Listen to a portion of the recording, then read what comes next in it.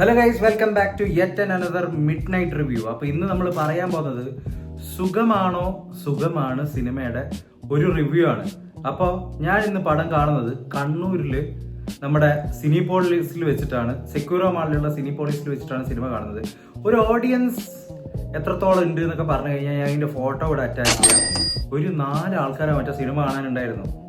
Cinema കണ്ടിട്ട് എൻ്റെ ഒരു എക്സ്പീരിയൻസ് ആണ് ഞാൻ ഇവിടെ ഷെയർ ചെയ്യാൻ പോകുന്നത്. ആദ്യം തന്നെ നമുക്ക് അതിൻ്റെ എന്തെങ്കിലും ഒരു പോസിറ്റീവ് വശം ഞാൻ പറയാം. പേഴ്സണലി ഈ സിനിമയുടെ ഒരു സോൾ ഉണ്ടല്ലോ, ഇതിൻ്റെ ഒരു ബേസിക് പ്ലോട്ട്, ഒരു സ്ക്രിപ്റ്റ്, ഒരു സിനോപ്സിസ് പറയുകയാണെങ്കിൽ അത് ചിന്തിക്കാനും അല്ലെങ്കിൽ വലിയ ആഴമുള്ള ഒരു സബ്ജക്റ്റ് ആണെന്നൊക്കെ നമുക്ക് പറയാൻ പറ്റും.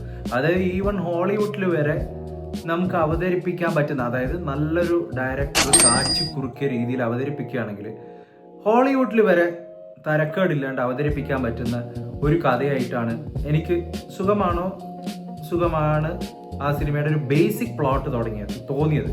പക്ഷേ ഇത് അവതരിപ്പിച്ചിരിക്കുന്ന രീതി എന്ന് പറഞ്ഞു കഴിഞ്ഞാൽ എൻ്റെ അമ്മോ എന്താ പറയണ്ടത്, ആകെപ്പാടെ 1 മണിക്കൂർ 45 മിനിറ്റോ മറ്റേ സിനിമയുള്ളൂ. പക്ഷെ എൻ്റെ ക്ഷമ പേഴ്സണലി പരീക്ഷിച്ചു. അതായത് വിഡ്ഢിത്തരങ്ങളുടെ അങ്ങേ അറ്റാണ് ഇതിൻ്റെ ഒരു സഞ്ചാരം എന്ന് പറഞ്ഞു കഴിഞ്ഞാൽ.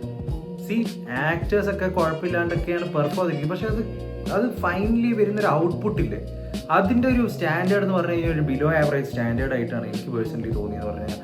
ആദ്യം തൊട്ടുള്ള വിഡ്ഢിത്തരങ്ങൾ കാണിച്ച് ഒരു ഫസ്റ്റിലൊരു സീനുണ്ട്, ഈ മാത്യൂസ് വണ്ടി ഓടിച്ചുകൊണ്ടിരിക്കുന്ന സമയത്ത് സംഭവിക്കുന്ന ഒരു സീന്.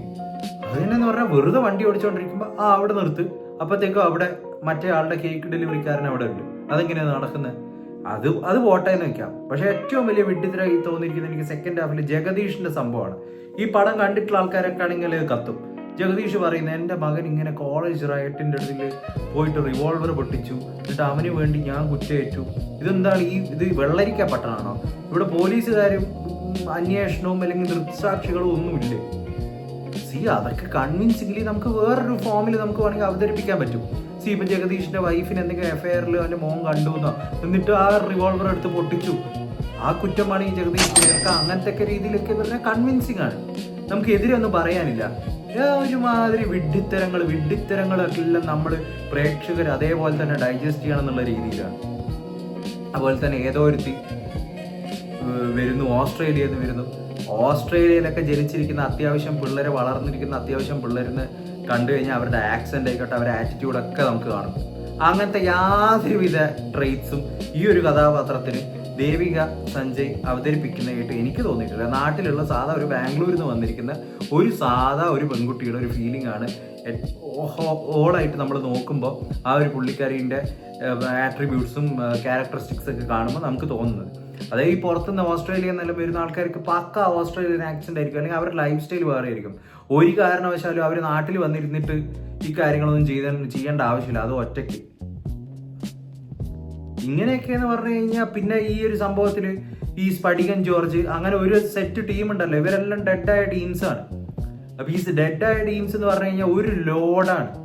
അതായത് മിക്രി താരങ്ങളുടെ വള്ളിച്ച കോമഡി എന്ന് പറഞ്ഞാൽ നമ്മൾ കോമഡി സ്റ്റാർസിലൊക്കെ കാണുന്ന തരത്തിലുള്ള വള്ളിച്ച കോമഡി, ഒരു കോമഡിയും എനിക്ക് വർക്കൗട്ട് ആയിട്ടില്ല. നോബിയുടെ ഒക്കെ എന്ന് പറഞ്ഞാൽ ശരിയായ കൗണ്ടർ എന്ന് പറഞ്ഞാൽ നമ്മുടെ പണ്ട് ഏഷ്യാനെറ്റ് ഉജാല മറ്റേ എന്താ പറയാ നമ്മുടെ സ്റ്റേജ് പ്രോഗ്രാമെല്ലാം ഉണ്ടാവില്ല, അതിൽ അവതരിപ്പിക്കുന്ന പോലെയുള്ള സാധനം, അതെല്ലാം കൂടി ഒരു ചേർന്ന് വരുന്നത് ഒരു ഹോൾ സിനിമാറ്റിക് എക്സ്പീരിയൻസ് എന്ന് പറഞ്ഞാൽ വളരെ പുവർ.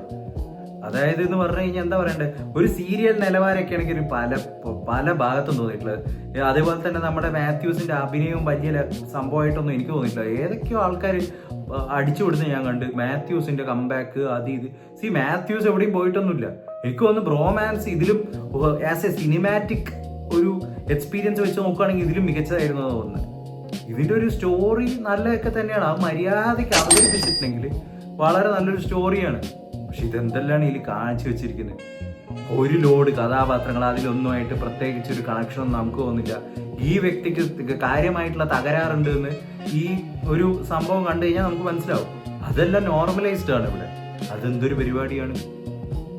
അതുപോലെ തന്നെ കുറേ സെന്റിമെന്റ്സും കാര്യങ്ങളെല്ലാം, അനാവശ്യ സെന്റിമെന്റ്സ് എല്ലാം അവസാനം കുറെ കുത്തിക്കറ്റിയിട്ടുണ്ട്. എന്തൊക്കെയായാലും ഇതാണ് ആസ് എൻ എക്സ്പീരിയൻസ്. സുഖമാണോ? എനിക്ക് വലിയ സുഖമായിട്ടൊന്നും തോന്നിയിട്ടില്ല. ഒരു ബിലോ ആവറേജ് എക്സ്പീരിയൻസ് തന്നെയായിരുന്നു എനിക്ക്. നിങ്ങൾ ഈ സിനിമ കണ്ടിട്ടുണ്ടെങ്കിൽ നിങ്ങൾക്ക് എന്താണ് തോന്നുന്നതെന്ന് വെച്ച് കഴിഞ്ഞാൽ കമന്റ്സ് ആയിട്ട് രേഖപ്പെടുത്തും. If you like this video, dash out the W's in the comment section, guys. We'll come with another video next time. Until then, take care, guys, and bye bye.